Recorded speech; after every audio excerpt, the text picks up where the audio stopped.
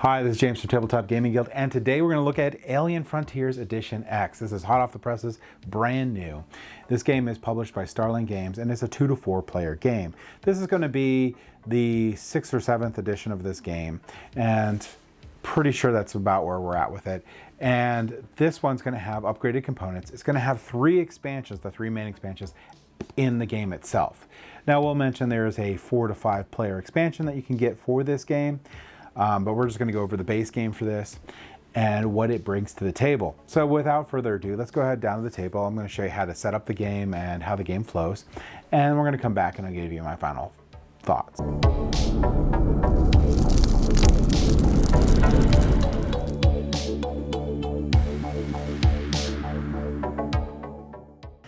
Alien Frontiers is a game of resource management and planetary development for 2 to 4 players. During this game, you will exploit orbital facilities, which are going to be these guys right here, and alien technologies, which are the cards across the top there. Building your colonies, which is the little domed cities right here, in strategic locations all around the world. The game board shows new planets and stations in orbit around the planet. The dice are given to you at the start of the game. These are going to be your ships that you use throughout the game. And as the game proceeds, you're going to continue playing until someone places down their last colony. And at that point, the person with the most points will win. Now, what's unique about this game, other than if you play with some of the expansions, is that your points are scored during the game. So when the game ends, you already know what everyone's points are. There's no tallying of points. Like I said, except for with one of the expansions as an exception. We'll go into those at the end, but there's 3 expansions that come with this game. There's Factions, Agendas, and Outer Belt. Factions are going to add asymmetric player boards to your character. Agendas are going to give you optional ways of scoring throughout the game. And Outer Belt's going to give you new cards that you can pick up. But I'll go over those in more detail towards the end of this video. Okay, so let's start with setup. So this is what you do in setup. You're going to go ahead and place out these little tokens on the board here, which match the locations. And they're going to help you out with where they are on there, but they're going to match the name. You're going to place them all out. You're going to put this really cool relic die. You'll put that out in the middle. Each player is going to get 3 dice, and the other 3 of their dice will go into the shipyard here. And they'll get these domes. Now, if it is a 2-player game, they're going to get 8. If it's a 3-player game, they'll get 7. And if it is a 4-player game like we have right now, it's going to be 6 domes. You'll also place out these iron cubes for supply and these fuel discs in the supply. Every player's rocket's going to go on the 0 spot of the scoring track, and each player is going to get a reference card. Also, you're going to put out these 3 units there that can be picked up from the Alien Technologies. The Alien Technology deck up there, I'll show you some of the cards in a minute. You're going to shuffle it up and put 3 out. Careful note that if any of the cards belong to the expansions for the Alien Tech deck, you're going to take those out. They have little symbols on the right-hand corner here showing they're from one of the expansions. So if you're not playing with the expansions, you'll go ahead and take out the associated cards. And that's pretty much it. That is setup. Setup is super easy for this game. Another final part of setup, after we have done this, you're going to give players resources based on their turn order. If it's going to, the first player, which you're going to decide, and any way you want, but one of the neat ways is if when you hand out these cards, one of them will say 1 on the back. That's how I normally do it. And that player is first player. The first player is not going to get any additional resources, but this player 2 is going to receive a fuel cube. Player 3 will receive an iron. And player 4 will receive a fuel and an iron. All right, so now we're ready to start the game. How do you play? Well, what you're going to do on your turn is you're going to roll your dice. So it's the red player's turn. They're going to roll their dice. When they roll their dice, they're going to take a look at their numbers and they're going to set them in the different locations around the board and perform those actions. So what do all these spaces do? Well, if I were to roll 3 of the same number, So if I rolled 3 to save a number, I could have gone to the colony constructor here. So the colony constructor here says equals equals, so the 3 of the same numbers. If I place them here, then I can spend 3 iron if I had it and place one of my colonies on the board. We'll go over colony placement in a little bit, but just to let you know, this is one of the places you can do that. This place here, you have to have 3 players or more to use this space. So these little symbols right here mean that you have to have at least that player count. The other thing I could do is I can go to the lunar mine. The way the lunar mine works is the die placed here has to be equal to or greater than the previously placed die. So if I place a die here, which we can go all the way to the side because we're up to 4 players, when I place a die here, then I can get an iron. If I place a second die here, I get 2 iron because you get an iron for every single one of your colored die on here. But if an opponent wanted to place one down or I wanted to place another, it would have to be 4 or greater. If I wanted to be a really mean person, I could put the 6 down and make it really hard for other people to put their dice down to get iron. The raider outpost here, you have to have sequential. So if I had the 3, 4, 5, so if I had 3, 4, 5, since it's sequential, I could place it here. In this space, I can steal 4 goods, which could be fuel and or iron in any combination I want, so 4 goods, or I can steal one of the alien tech cards from another player. We're going to skip the alien artifact one for right now. We're going to swing back. You could also go to the colony hub. So if I go to colony hub, it doesn't matter what die I have on here. The first, I could pick one of the rows, and only one of the rows. And when I go there, these ones are limited out by player count, but when I go there, I can place out my colony. If I go there again in the future, or I place a second die out, I can move up forward 1. And what I'm trying to do with this is keep moving this colony here forward till it gets over here. When it gets over here, I could play a fuel and an iron and place this out on the board. We'll go over board placement again, like I said, in a little bit. The shipyard here is interesting because this is the way that you're going to get more ships. So here I have to have 2 identical numbers, so I have 2 2s. If it's my 4th ship, which is in the case I started with 3 dice, I would pay a light and a fuel. I keep saying call them light, but a fuel and an iron to get my 4th ship. If I need my 5th ship, I'm going to pay 2 fuel and 2 iron. If it's my 6th ship, I'm going to pay 3 fuel and 3 iron to get it. When we get a die here, they go to the maintenance bay and they're not available until my next turn. So that's those locations. We're going to go up to terraforming. Now terraforming station, you can't do, I believe if you have 3 or less dice, you can't do it, but you shouldn't because you're going to lose the die when you go there. But if you have a 6, you can place that there, and you can pay a light and an iron, and you can place one of your colonies on the board. But that die goes away and goes back to the shipyard when it's done. So then you won't have that die available for the next turn for you to roll. Up at the light converter, you're going to take the number that you have here. So if you have a 1 or 2, you're going to get 1 fuel. If you have a 3 or 4, you're going to get 2 fuel. If you have a 5 or 6, you're going to get 3 fuel. And you just place that on there and you can get the fuel accordingly. The orbital market up above is pretty interesting. That one, you have to have a pair of dice, but whatever your dice are when you place them, there's your multiplier you need to convert to iron. So if I have 2 2s, that means I have to spend 2 fuels per iron.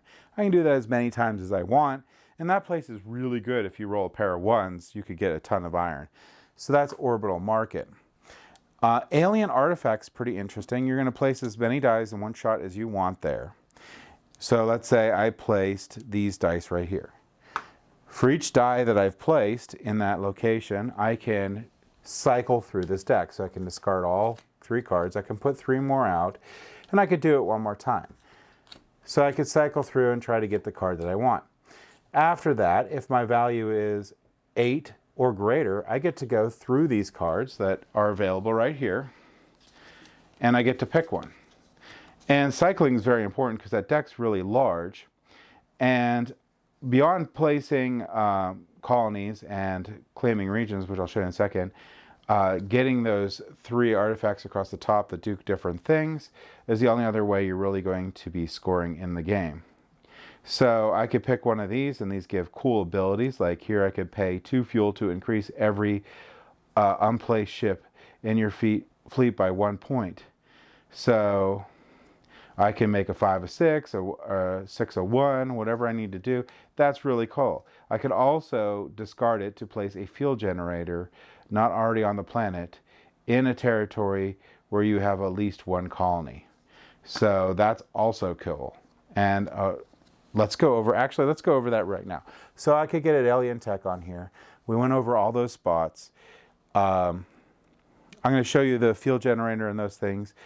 Let's talk about placing your colonies on the planet. So when you place a colony on the planet, if you go to a location, let's say here, and you get a point for every colony that's on the planet, but you also get the point if you have the majority on here. Also, you get that location's ability. So this one here, if you're the first ship you dock at the lunar mine, which is right here, can be any value. So normally it has to be equal to or greater than the die before it, but you could put a 1 there and they have a 6. You could cheat with this for your first one. So that's cool. So that's an ability that you're going to have for as long as you can control that area. So red here would get 2 points. Now let's say later on yellow is really mean and they go here.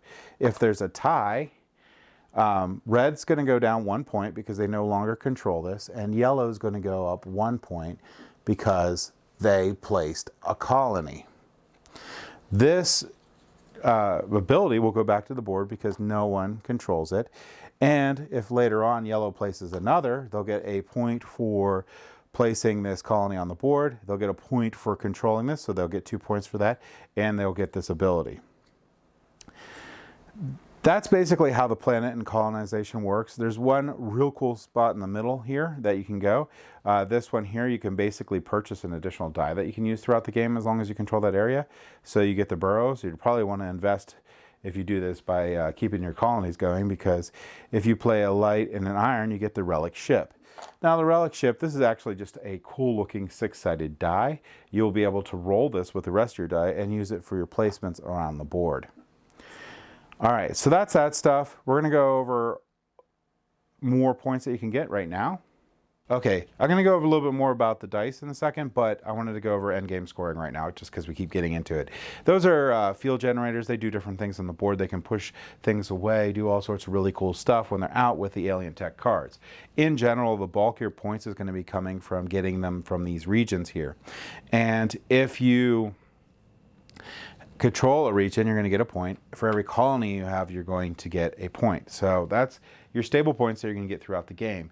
The other points you're going to get in the game is going to be through the alien tech cards. There's going to be an alien city card, alien monument card. Both of those will give you a point. Having either the alien city or alien monument card and the alien sarcophagus will also give you an additional point. You could also get a point for having the positron field. Now all those are going to be available through the alien tech cards. That's why it's important to cycle through. There's 2 expansions that will give you points in the game too. You have the outer belt. They have 2 different ways of getting additional points in the game. By having the alien beacon or the alien satellite. Same idea with the alien tech. Those are cards that you can get. We're going to go over that expansion in a minute. Also, if you're playing with agendas, agendas can give you a pointer in the game or a point at the end of the game. That's the only one where you're going to have potentially points that you're going to add up at the end of the game. So that's how you're going to get points. Person with the highest points wins. There's a couple tiebreakers. The first one is more revealed agenda cards if you're playing with agendas. More alien tech cards is the second tiebreaker. More iron and more fuel, and then if you're still tied, just play again. All right, so a couple other things I want to bring up before we go over the expansions themselves. So one of the things I wanted to mention is once you place your dice out, so let's say a red player placed all their dice out and placed one here, they don't go away until the start of their next turn. So other players are going to be placing their dice out, 1, 2, 3, and let's say the other player had more dice, they placed it out here.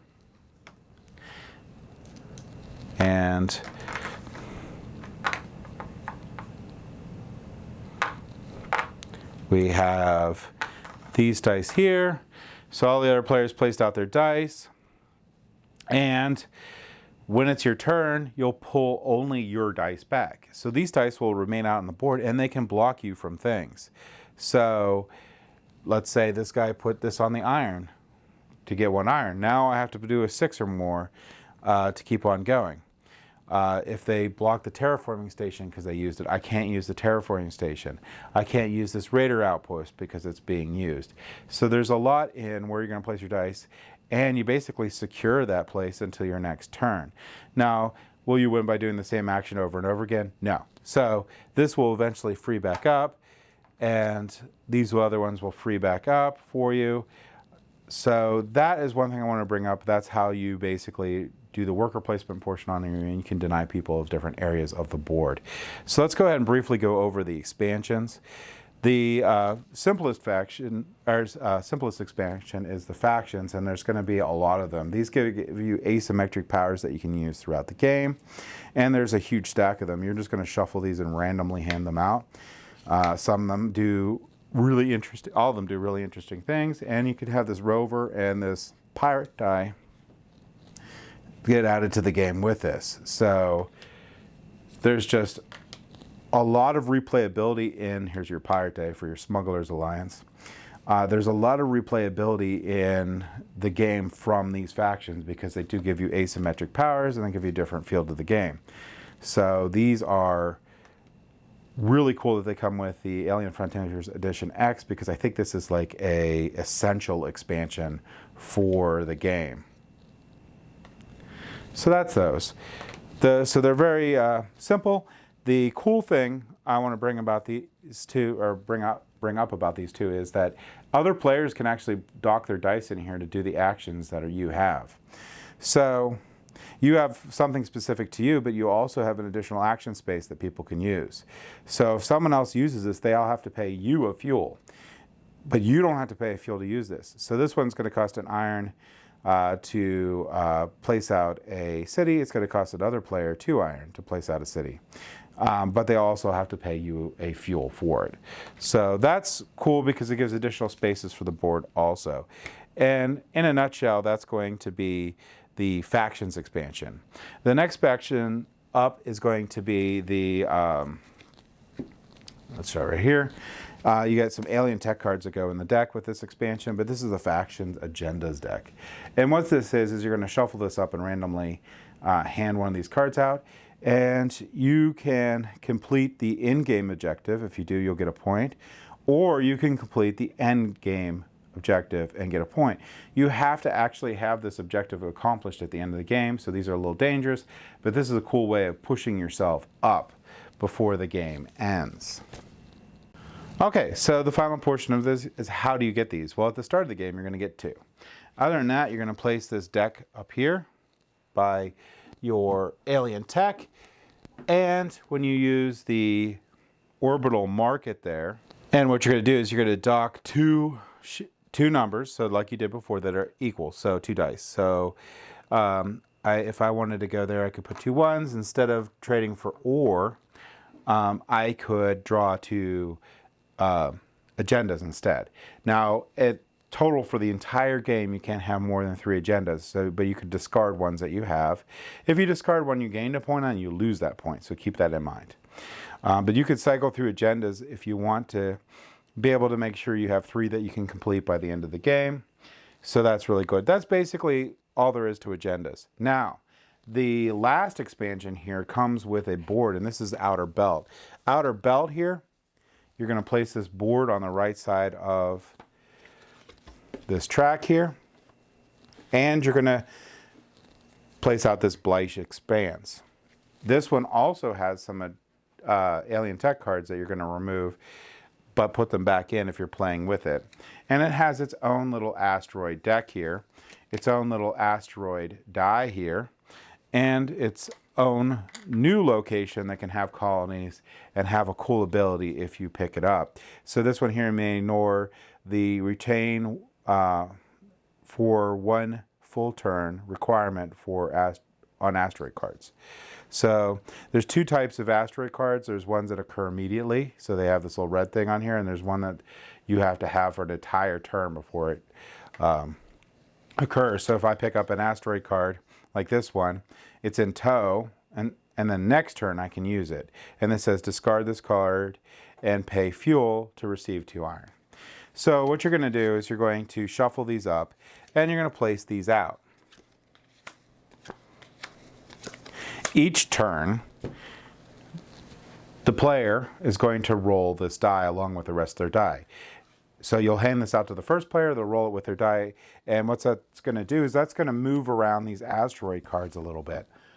Okay, so there's two sides of this die. There's one with an asteroid, if you can see this pretty clearly, and then there's blank. If it's blank, nothing happens. If you hit an asteroid on here, you're basically going to cycle this card out, and these are going to come down, and you're going to flip a new card from the asteroid deck and place it on there. You can visit this outer belt by placing the die that it says you can on here, and as long as there's space available. So this, you have to have a die of 1 or 2, you can go here and get this card. If you have die of 2, 3, or 4, you can go here. If you have 3, 4, and 5, you can go there, and if you have 5 and 6, you can go here.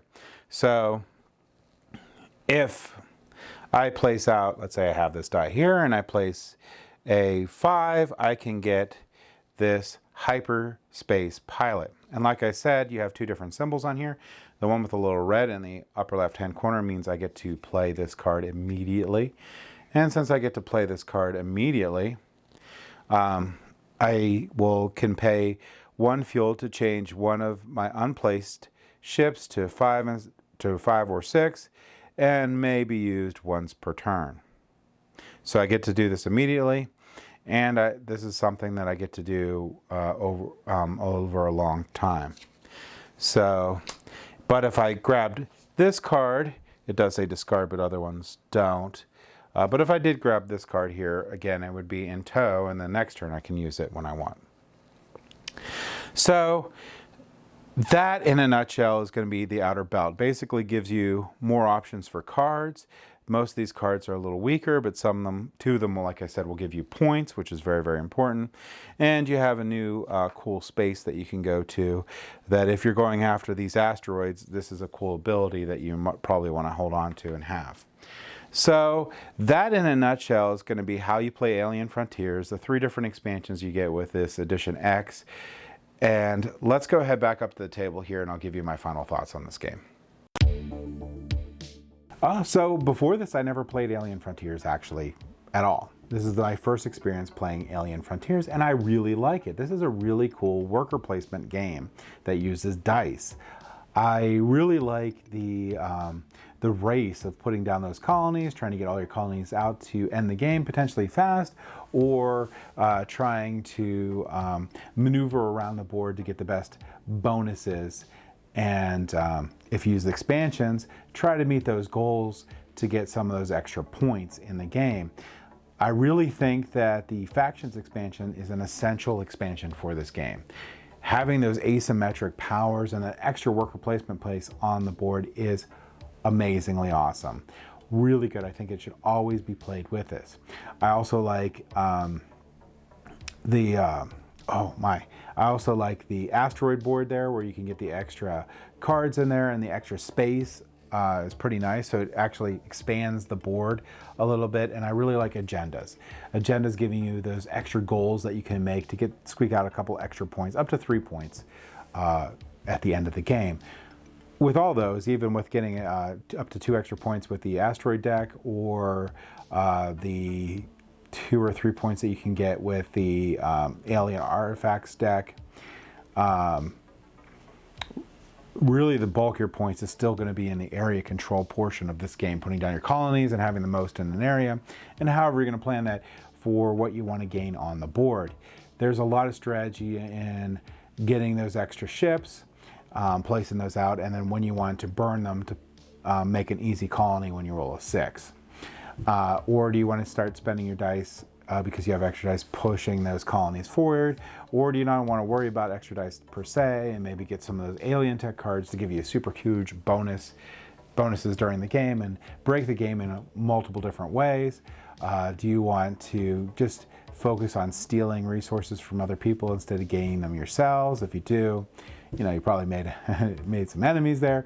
All sorts of different decisions in this game. There is a little bit of take that in the game, so you keep that in mind, but it's actually not that bad. The take that's not all there. You have to have a sequential number. It doesn't happen very often, so someone's not going to be like turn after turn stealing your resources. They have to be able to roll those. So it's not going to be that frequent. And normally when they do, they're looking for alien artifact cards, or there's two of them, alien artifact cards out there that lets them steal them from the surplus instead of another player. So that's there too. But yeah, so there's a little take that in the game. It's not that big in the game itself. The more of the take that's actually in gaining control of regions and taking away their region bonus on there. But you can see that coming, and you have a lot of agency to try to prevent that. I didn't play the original games of Alien Frontiers. I know this one has updated components, so I'm just going to talk about the components in this game. They're awesome. I like them. Big chunky dice, like them. The little colonies, little bubble colonies are super, super cool. So I like those a lot too. Ships are just little plastic ship miniatures for your scoring track. Those are great. I love the little generators that come with the 3 different ones in there. Those are cool too. Overall, amazing. Really fun simple worker placement game. It's very, very easy to teach, but there's a lot of depth and strategy and different things you can pick from those cards and all sorts of different things. So if you're looking for a nice 2 to 4 player worker placement game that has a lot to it and a lot of replayability with all those expansions, like I said, especially the Factions expansion, I would highly recommend checking out Alien Frontiers Edition X. So that's my thoughts on it. Thank you for watching.